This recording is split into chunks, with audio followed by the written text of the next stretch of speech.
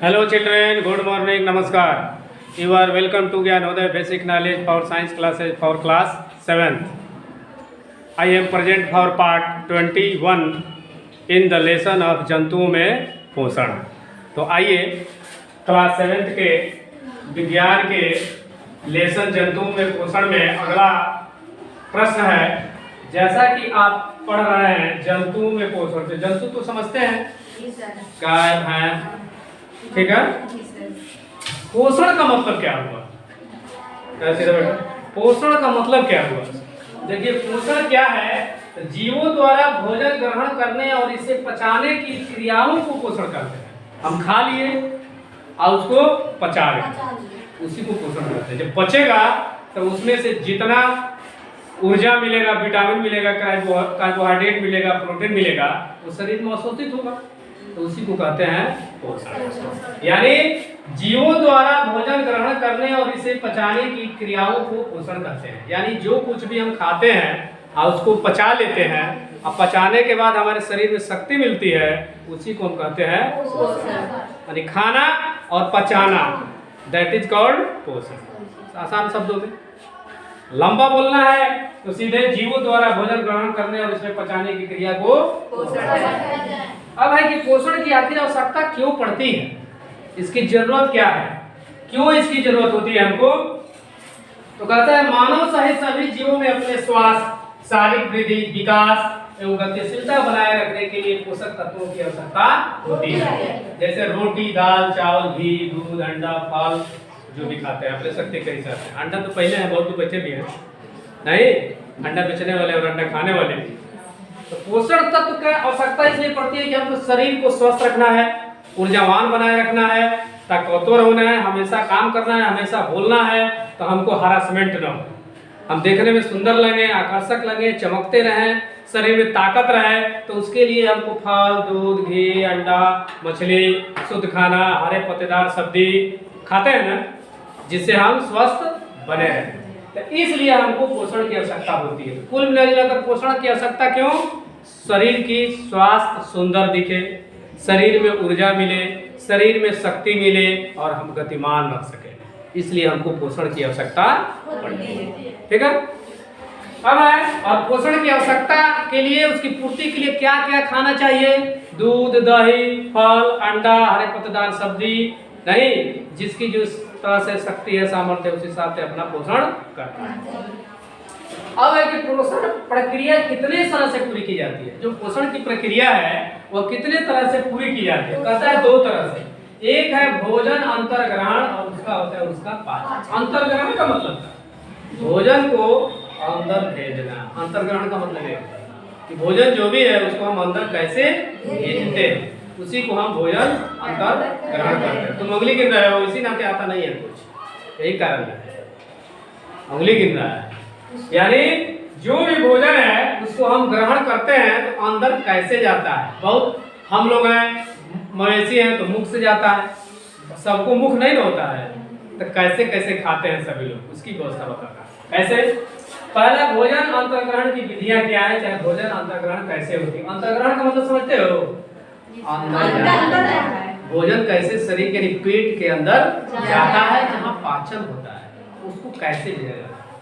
कहता है कि मानव सहित अन्य विकसित जंतुओं में भोजन का अंतर्ग्रहण मुख द्वारा, मानव है जो विकसित जंतु जैसे गाय, भैंस, बकरी, घोड़ा, ये सब कैसे खाते हैं? मुख से खाते हैं, हम लोग भी मुख से खाते हैं। तथा अन्य छोटे छोटे जीवों में प्राकृतिक प्रदत्त अंगों द्वारा भोजन अंतरण किया जाता है। छोटे छोटे जीव जैसे अमीबा, चींटी, बिच्छी, सांप है ना जी, चिड़िया, दीमक, ये सब कैसे खाते हैं? मुख तो बड़ा होता नहीं, कैसे निकलेंगे? तो कहता है, देखो बहुत मार्केट में लिखा है, मुख द्वारा तथा अन्य छोटे छोटे जीवों में प्रकृति प्रदत्त अंगों द्वारा। प्रकृति प्रदत्त मतलब क्या? भगवान द्वारा दिया गया जो अंग है, जिसको किसी किसी को बड़ा बड़ा सूंड होता है, देखे हो ना, किसी को जीभ से निकल जाता है, कोई दांत से खड़े खा जाता है, कोई सड़ने के बाद खाता है, तो अलग अलग अंग है ना। तो कहता है प्रकृति प्रदत्त अंगों द्वारा भोजन अंदर ग्रहण किया जाता है। कैसे? भोजन को मुखों एवं अंगों द्वारा अंदर लेने की क्रिया भोजन अंतर ग्रहण कहलाती है। मुख द्वारा या प्रकृति प्रदत्त अंग द्वारा जो भोजन किसी तरह अंदर लिया जाता है उसी को भोजन क्या कहते हैं? अंतर ग्रहण कहलाता है। जैसे टीटी अपने मुखांग से, टीटी देखे हो ना जी सर, तो दोनों आगे वाले दोनों मुखों से पकड़ लेती है, धीरे धीरे धीरे धीरे उसको ले जाकर थोड़ा थोड़ा थोड़ा थोड़ा थोड़ा थोड़ा सारा सारा गला गला खाती नहीं करती। मधुमक्खी और तितली लंबी नालिका समान संरचना द्वारा, मधुमक्खी कैसे खाती है? पकड़ ले जाएगी और धीरे धीरे धीरे धीरे ले जाके खींचती है, सब ले जाएगा, धीरे धीरे मुखांग में उसको बड़े बड़े उसको छेदती है। जैसे हम लोग काटते हैं तो हम लोग थोड़ा खुजलने लगते हैं ना, तो उसको छेदती है, मारती है, उसी का रस को खींचती है। लंबी नालिका समान संरचना। अमीबा कैसे करता है? आया था इस पर परीक्षा में, उसमें नाट वाला में, पदार्थों द्वारा। अमीबा कैसे करता है? पदार्थों द्वारा। हाइड्रा कैसे करता है? स्पर्शकों द्वारा भोजन अंदर ग्रहण किया जाता है। सरीसृप वर्ग, सरीसृप माने रेंगने वाला, जैसे सांप, अर्थात रेंगने वाले जीव जैसे सांप, छिपकली भोजन को क्या करते हैं? निगलते हैं, काट के नहीं खाते, निगलते हैं। तथा स्तनधारी क्या करता है? अर्थात दूध पिलाने वाले जीव फाड़ कर एवं उसके बाद चबा कर अंदर लेते हैं। जैसे देखो गाय को, भैंस को क्या करते हैं? दांतों से चबाते हैं, फाड़ते हैं पहले, तब उसको निगलते हैं। पक्षियों अपने भोजन को चोंच के द्वारा अंदर ग्रहण करते हैं, ठीक है ना। तो इस प्रकार भोजन ग्रहण करने की ये विधि है, वैसे हम करते थे। इस प्रकार हम क्या पढ़े? पोषण क्या है, पोषण की आवश्यकता क्यों है, और आप पोषण किन किन चीजों को खाने से होता है, और पोषण प्रक्रिया कितने तरह से पूरी की जाती है, भोजन अंतर्ग्रहण में किन किन अंगों से लिया जाता है, अब है उसका पाचन, तो उसको अगले लेसन पढ़ाया जाएगा। तो ये सब भोजन अंतर्ग्रहण की विधियां क्या है, कैसे खाया जाता है, इसको बहुत ही आसानी तरीके से समझ में आ गया। समझ में आ गया सबको? Yes sir. तो चलिए अब अगला कार्यक्रम शुरू किया जाए और बताएंगे सबसे पहले कि पोषण क्या है। कौन लोग बताएंगे? जीवों द्वारा भोजन ग्रहण करने एवं पचाने की क्रिया को पोषण कहते हैं। चलो बैठो। अब पोषण कैसे होता है बताए कोई? पोषण की आवश्यकता क्यों है? पोषण की आवश्यकता क्यों है, कौन बताएगा? चलो बोलो जल्दी, टाइम इन्वेस्ट मत करो।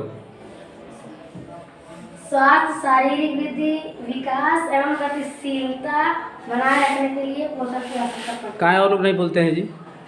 पोषण जब बताओ, छिपकली अपना भोजन कैसे ग्रहण करती है?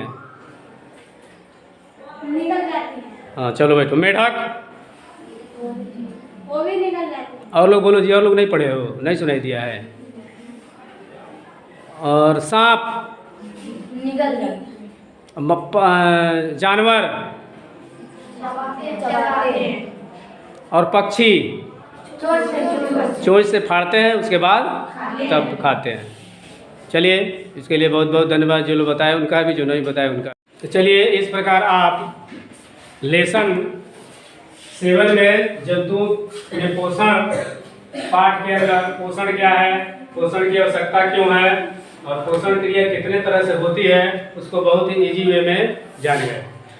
अब यदि यह पढ़ाने की कला अच्छा लगता है, समझ में आती है, तो मेरे चैनल, आपके चैनल, यूट्यूब चैनल को सब्सक्राइब करेंगे, वीडियो को लाइक करेंगे और अपने मोबाइल से दूसरे पर शेयर करेंगे, ताकि और लोग भी घर बैठे इस वीडियो का आनंद अभी और कभी भी ले सकते हैं। अब मैं मिलता हूँ नेक्स्ट वीडियो में, तब तक के लिए टाटा, बाय बाय, ओके, नमस्कार।